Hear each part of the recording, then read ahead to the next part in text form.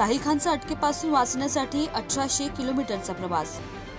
राज्यात 22 दिवसात उष्माघाताचे 143 रुग्ण।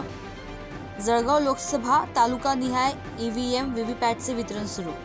नाचगं घुमा चित्रपटाचे प्रदर्शनाआधीच 20,000 तिकिटांचे बुकिंग। अल्लाह मान्य नसणाऱ्या मुस्लिमांना शर्यत कायदे नको, सर्वोच्च न्यायालयात याचिका। पंतप्रधान नरेंद्र मोदी आज उद्या महाराष्ट्रात तब्बल 6 सभा घेणार।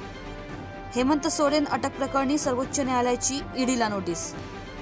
3000 सेक्स व्हिडिओज अन ब्लॅकमेल, माजी पंतप्रधानांचा नातू अडचणीत, कर्नाटकात खळबळ। स्त्रीधनावर फक्त विवाहित स्त्रीचाच अधिकार, सर्वोच्च न्यायालयाचं वक्तव्य। लोकलचा डबा रुळावरून घसरला, CSMT ते पनवेल वाहतूक विस्कळीत। भिलारेवाडी वन विभागात वैद्यकीय कचरा, पर्यावरण व वन्यजीवांना धोका। IPL वर ऑनलाईन सट्टा, 10 जणांना अटक, अहेरी पोलिसांची कारवाई।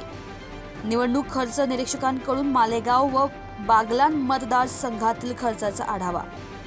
व्यवस्थेविरुद्धच्या संघर्षातून पत्रकारांनी पळ काढू नये, ज्येष्ठ पत्रकार अनंत बागायतकर यांची प्रतिक्रिया। कोल्हापुरात कासारी मध्यम प्रकल्पाची पाणी पातळी खालावली, उमेदवारांच्या खर्चांवर लक्ष ठेवा, निवडणूक निरीक्षकांकडून निवडणूक तयारीचा आढावा। कात्रजचे सौंदर्य खुलणार, जलचर पक्ष्यांसाठी राजीव गांधी प्राणी संग्रहालय उभारणार, नैसर्गिक अधिवास। T20 विश्वचषकासाठी न्यूझीलंडचा संघ जाहीर, कॉन्वेचे पुनरागमन। इस्रायलचा रफाहवर हवाई हल्ला, 13 लोक ठार। उत्तर मध्य मुंबईतील भाजपचे धक्कातंत्र पाहून नाशिकमध्ये वाढली धाकधूक, नाशिक शहर तापले, हंगामातील सर्वोच्च तापमानाची नोंद। पाकिस्तानी बोटीत 600 कोटींचे ड्रग्ज, 14 जणांना अटक। छत्तीसगडमध्ये भीषण अपघात, 3 चिमुकल्यांसह 9 जण ठार, 23 जखमी। शिर्डीतील साईनाथ रुग्णालयात डायलिसिस सुविधा मिळणार मोफत, साई भक्तांकडून 24 लाखाच्या मशीनची देणगी।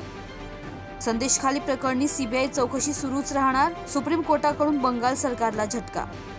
CSMT स्थानकात शिरताना लोकल ट्रेनचा डबा घसरला, हार्बर मार्गावरील वाहतूक विस्कळीत। लोकल गर्दीचा बळी, डोंबिवलीजवळ धावत्या ट्रेनमधून पडून 26 वर्षीय तरुणीचा मृत्यू।